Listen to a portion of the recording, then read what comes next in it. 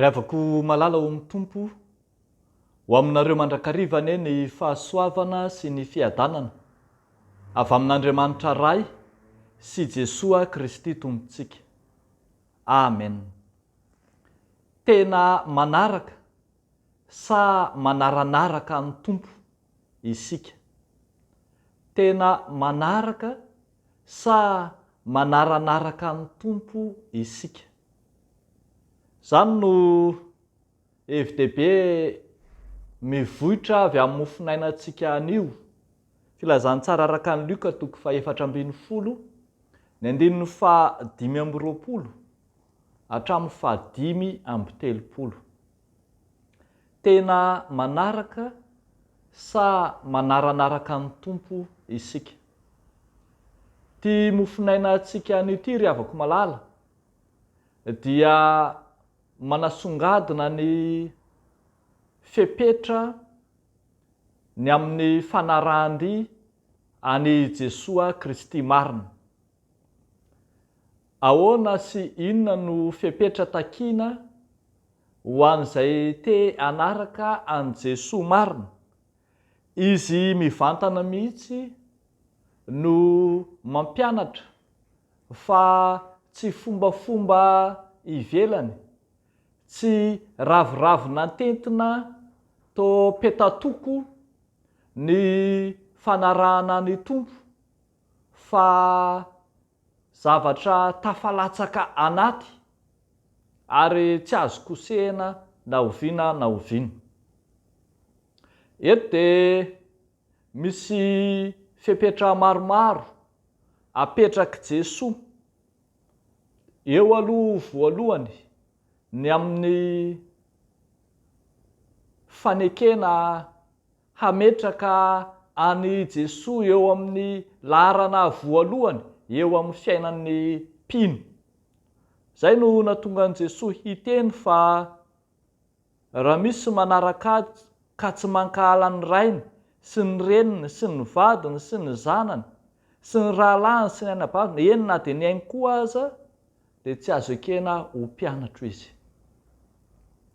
Tsy sanatria akory ka hihinanam-bolona isika ka eritreritra fa mitarika ny olona hankahala Jesoa Kristy, incitation à la haine, fa te ampahatsiaro kosa ny mpino fa zava-dehibe mihoatra no izay tokony ho tiavina rehetra, ny fitiavana an' Jesoa. Tsy tarika fankahalana velively sanatria, satria izy Jesoa tena ny mihitsy koa nefa mampianatra antsika ho tia na dia ny fahavalo aza. Ka ny fahavalo aza asaina ho tiavina maika, fa ny olona akaiky toy ny fianakaviana, ny ray sy reny, ny mpiray tam-po. Fa ny zavatra tian' Jesoa ho tenenina dia ny hoe ny fanakalozana, ny anjara toeran'i Jesoa amin'ny zavatra hafa no tokony ho ankahalaina. Raha mbola misy mahazo anjara toerana voalohany mialohan'ny Kristy eo amin'ny fiainanao, dia tokony ho ankahalainao zany. Tokony mibanjina ny mpino fa ny fitondrana ny azo fijalian'i Kristy dia tafiditra ao anatin'ny fepetra ny fanarahan-dy ny tompo. Tsy zavamora, fa manaraka izay lalana ny zoran'i Kristy, izy izay efa nilanja ny azo fijaliana ary mandra-pahatonga ny teny amin'ny namonoana azy, no asainy alain'ny mpino tahaka ihany koa ka vonona hiara-hiaritra amin'i Kristy. Ny fanarahana ny tompo dia mitaky fandaniana, mila fahafoizana tahaka ny olona izay manao tilikambo na manao trano ka tsy maintsy mihevitra mialoha izay ho laniny amin'izany. mahafinaritra ny hirantsika fa raha miteny hoe tsy aiko ny andany olaniana koa, satria takiny ny fepetra ny fanarana ny tompo ny amin'izay tsy maintsy olaniana. Ary tsy izany ihany fa raha mijery isika dia 9:30 sy 2:30 dia misy izay ambara fa tsy maintsy takina ny fahafoizana ny aina, fahafoizana ny hery tahaka ny mpiantafika ka vonina hanao viverin'ny aina ho an'ny tafikany ary eto ho an'ny Kristy. Fepetra takina arak'izany tsy ho fanompoana afo mololo na sanatria fanompoana mafana sy mazoto aty am-boalohany fotsiny fa mitaky faharetana, tsy hoetam-po na atao an-kafanampo fotsiny ny fanompoana ny tompo fa mila faharetana ary haharitra fakapanasy fizahantsoetra.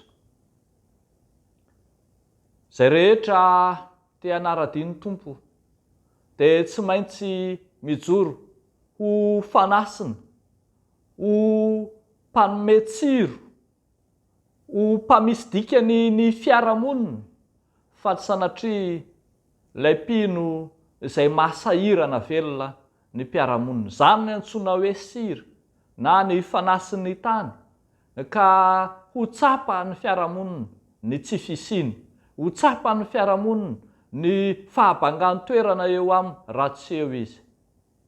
Zany rehetra mitambatra no antsoina hoe manara-diny tompo. Ndao ary ry havako, hanara-diny tompo marina fa tsy manaranaraka, tsy atao tahaka ny fanarahadrin'ny rano ka hoe mandeha ny hafa, mandeha ny rehetra dia mba mandeha koa isika, manarakaraka fahatany na miantehatra amin'ny hazo tsy fantatra na manao tsobo-dramondramaingaly, mandroso miemotra, fa tena hanaraka ka ny fahafoizana ny zavatra rehetra na ny saina na ny fanahy, ny tena, ny fananana dia afoy ho amin'ny fanarahana ny tompo.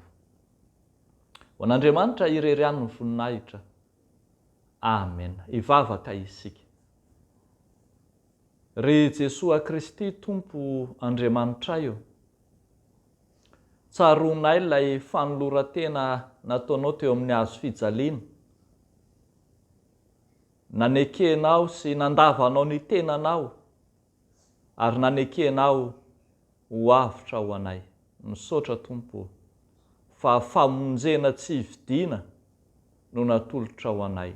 Ndreto izay mpino kristianina amin'ny tean'io ity dia manavao izany fanoloran-tenanay izany koa eo anatrehanao, manaiky anaraka ny dianao, entinao any amin'izay tianao hitondrananay, anaraka ny lalanao dia ny lalam-pamonjena. Dia ianao ampahery anay mandrakariva, ahatraranay ny tanjona dia ny famonjena izany.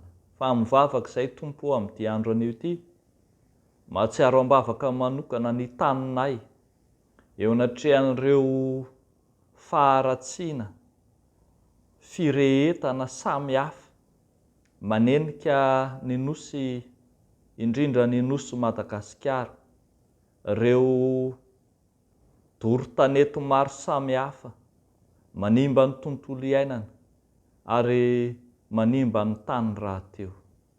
Vavaka izay Jesoa, mba hijerenao manokana ny taninay, mba hahatonga azy tsy hiara-ny fahatezeranao fa amindrao fo.